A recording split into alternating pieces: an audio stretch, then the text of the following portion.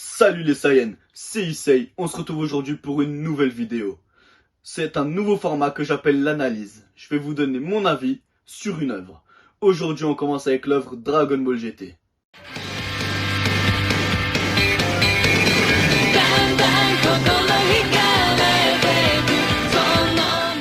Pour commencer la vidéo, je vous fais une petite présentation rapide de Dragon Ball GT.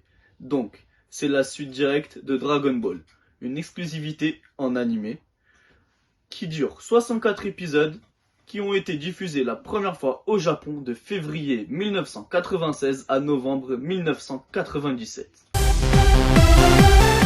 Pour moi, le premier gros point positif de Dragon Ball GT, c'est l'opening. Ce n'est que mon avis subjectif, mais l'opening de Dragon Ball GT est dans mon top 2 des openings de l'œuvre Dragon Ball, tout format confondu. Ce qui veut dire que je prends en compte les jeux vidéo. Donc voilà, surtout que quand vous vous intéressez un peu, vous regardez la traduction des paroles de l'opening, elle porte vraiment un message d'espoir. Et c'est vraiment quelque chose que je trouve donne un petit plus à l'œuvre. Pour le deuxième point, je vais vous parler des deux arcs majeurs de Dragon Ball GT, avec deux vrais méchants qui ont vraiment l'âme de Dragon Ball à l'intérieur. Je veux bien sûr parler de l'arc Baby Vegeta et de l'arc des dragons maléfiques avec Lee Shenron. Ce sont de vrais méchants qui ont vraiment un but maléfique. Pour Baby Vegeta, il veut vraiment se venger des Saiyans, car c'était la race Souful. Ils ont été tués par les Saiyans, et donc il veut contrôler le monde entier en prenant le corps du prince des Saiyans, du prince de la race qui a détruit la sienne. Et pour parler de Lee Shenron, je trouve que c'est vraiment un méchant qui est revenu pour remettre les pendules à l'heure, car comme vous le savez tous, Sangoku et leurs amis, que ce soit Vegeta, Sangohan, à un moment ou à un autre, ils laissent tout le temps leur puissance tout détruire car ils savent qu'ils peuvent tout réparer avec les Dragon Ball en un claquement de doigts. Donc il est venu pour tout simplement leur rendre leur monnaie de leurs pièces et leur montrer que parfois ils ne peuvent pas tout réparer grâce au Dragon Ball.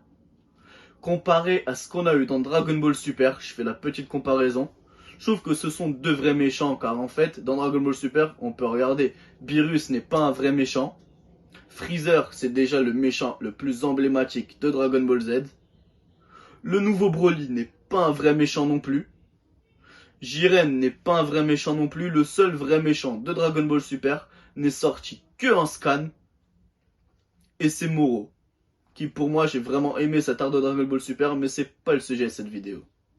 Donc, pour le prochain point positif, je vais vous parler de ce qui est pour moi la meilleure transformation de toute l'œuvre Dragon Ball. Je vais parler du Super Saiyan 4. Pour moi, on retrouve l'origine de Dragon Ball, le passage par l'Ozaru doré pour devenir un Super Saiyan 4. J'ai trouvé ça excellent comme scénario.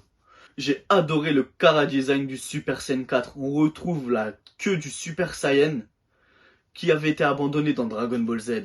C'est vraiment quelque chose que j'ai adoré. Puis, je sais pas comment vous le dire, mais c'est vraiment dans la continuité logique.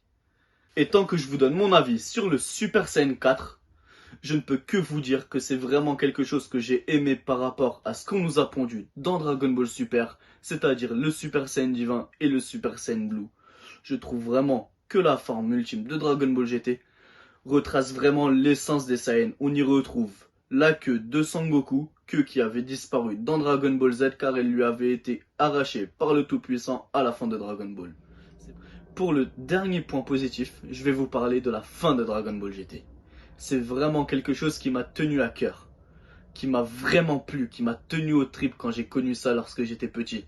Ça mettait vraiment un point final à l'œuvre, ce qui n'avait pas été le cas avec l'œuvre du manga Dragon Ball.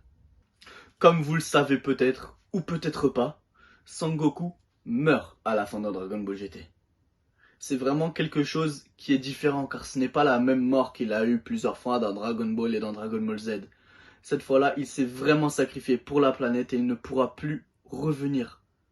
Je ne sais pas si vous l'avez peut-être remarqué en regardant Dragon Ball GT, mais à la toute fin, il se fait transpercer par l'attaque boule d'énergie négative de Lee Shenron. Il la traverse. Sangoku est mort, son dernier souhait était de sauver le monde.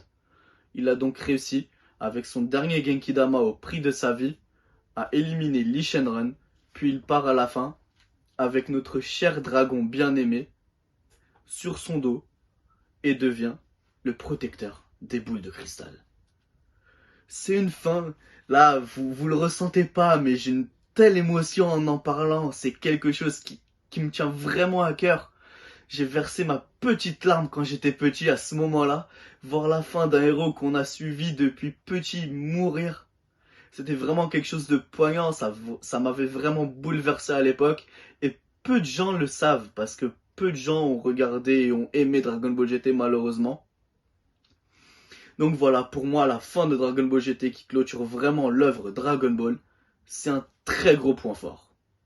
Merci les Saiyans d'avoir regardé la vidéo, j'espère qu'elle vous aura plu, que ce nouveau format vous intrigue et que vous serez content d'apprendre mon avis sur les œuvres que je vais vous présenter. C'était Issei, n'oubliez pas de vous abonner, de liker, de partager et surtout, donnez-moi votre énergie.